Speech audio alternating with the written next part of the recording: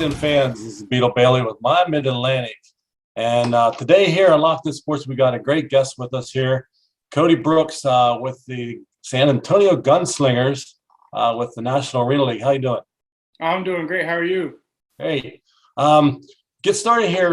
Give us a little background. I think you were born and raised in Texas? Yes, sir. I was born and raised in Seguin, Texas. Graduated Seguin High School in 2012. I went on to play at UTSA for 3 years, transferred to Sam Houston State. My senior year at Sam Houston State, we won conference, went undefeated, went pretty deep in the playoffs. And then after that, tried out for some CFL leagues. My very first trial, I actually pulled my hamstring. Oh. And then COVID came around, and then so after that, I played 1 year last year with the Gunslingers. We were at the AAL last year. New experience. It was my very first time playing arena ball. I mean, I knew about it, but I didn't know how much the rules were changing. Like, I was not used to playing linebacker and being stuck in a box. Literally could not be able to move 6 yards. So that was a little different, but got a hang of it. It was a pretty successful season last year. We went 6-2. We lost to the North Texas Bulls twice. We ended up playing them 3 times, but they ended up winning that league last year. So we can't say that we were the only team to beat them last year. So we can't say we at least got a win on the champs. But very excited about this year. Going into the NAL, bump up in the league. Competition is going to be a little bit tougher. Really excited going into the Freeman Coliseum, where we were supposed to play last year, but right before the season started, they used it as a COVID site. So now we finally have our new home. So I'm really excited for the season to get started.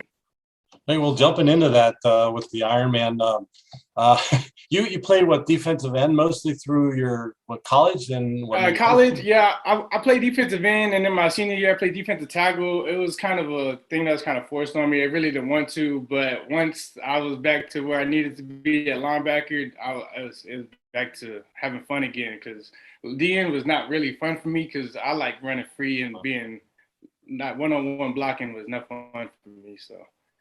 Trying to fend off the blockers, all right. Oh, well, yeah, getting into that, then did the coaches have? I know, I guess your training, training camp hasn't opened yet. But have you guys got any insight on what you might be playing other than defense and on the offense? Yeah, I already know what I'll be playing a little bit on the offense, but I'm not gonna let that out yet because But it's very exciting for me because I've been playing offense since high school, so it's definitely something I've been itching for. But I'm excited to get the chance to show what I can do on the other side of the ball as well as what I can do on defense. Can you say what you did do in high school on the offensive side?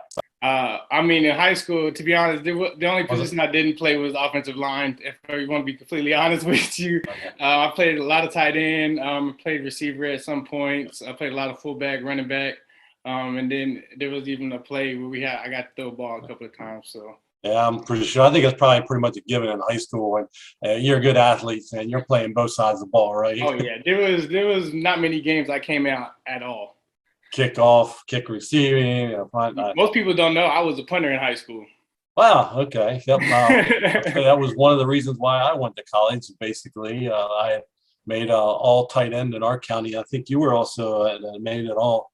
Was it for your college? You made defensive MVP your senior year? Yes, sir. High school. Oh yeah, that was high school. Yes, sir. Yeah. And then I also got all district in our area for high school as well. All right. Yeah, I punted in high school and did very well. Wasn't planning on going to college, then got recruited. Now, I mean, this was many, many years back, but yeah, it was an exciting time. I mean, to be a punter, and then you just don't, like you say, get off the field too often, huh? No. So, you guys, with the Gunslingers, you're jumping into the NAL this year. I know you're kind of excited. The level of competition, I guess, is going to be increased. Oh, yeah. The NAL's been around a while. I know there's a lot of arena teams, arena leagues around also. How do you think you guys are going to fare up this year? Honestly, I think we will fare well. We have most of our team coming back last year, and then the guys we brought in were guys who played at a high level. Some dudes played NFL, some dudes. So we even just lost a guy to the USFL. But I mean, we got guys who played high college ball, high arena ball as well. We got guys who played for the Jacksonville Sharks and all that. So I think the competition wise, I think we might be toe for toe roster wise. I think we can hang with it. I think for most part, I think it'll be a competitive game every single game this year. Yeah, that's great. I've heard a lot of people talk that from interviewing and talking with some coaches, things like that, that it's really tough for players that are, I guess, on a normal, regular football field coming in to play an arena. Do you Yeah. see any of that happening? The new guys coming in to talk to us? No, because for the most part, the guys who we're bringing in have arena experience. I think like maybe 2 or 3 guys are going to be new to arena, but other than that, pretty much everybody in our team is going to have arena experience. So I don't see the rules and the way that the game is played being much of a factor. Yeah. You also, you said you got a new arena. You also have a new coach this year. How's that been working out so far? Have you had meetings and things like that? Oh man, I love Coach Fred. Coach Fred is awesome. I mean, and he's another guy. I mean, he used to play for the San Antonio Talons back when they were around. Experienced guy. He was actually the coach who we went against last year against North Texas. So we got some friendly foes in there, but Coach Fred is a great guy, man. He's a player's coach.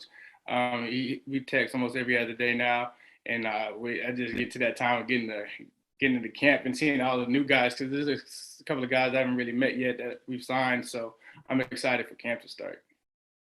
So how's the conditioning? I know that's going to be, I guess, a big change too this year with the Ironman rules. Have you been working out? Definitely up my conditioning a little bit, getting more 2-3 times running a day just to make sure I'm tippy-toe shape for camp. I mean, you can do all the running you want, but once you put the pads on to actually play football, it's different. Yeah, it's pretty much a spurt and stop, spurt and run and stop, stop, right? Where quick this, quick that. It's just I know it's a quick game, huh? Oh yeah, body better be prepared. Body fatigue is going to show in about week 2, week 3 for sure. And speaking of which, you guys got oh man, the NAL came out with a schedule, and it's kind of, I guess, with bye weeks. You guys got a week there, I guess, well, actually 3 weeks.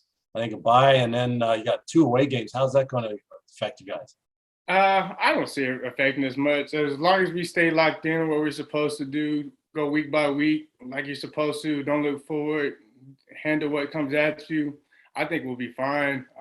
Then you say we go on that spur, we're away, but then we're going to come back, we're going to have like 4 or 5 games at home as well too. So I think it'll be pretty exciting. So it's a rough start. It's not the start of the schedule you want, but if you can make it through those first couple of weeks, it'll be promising season after that.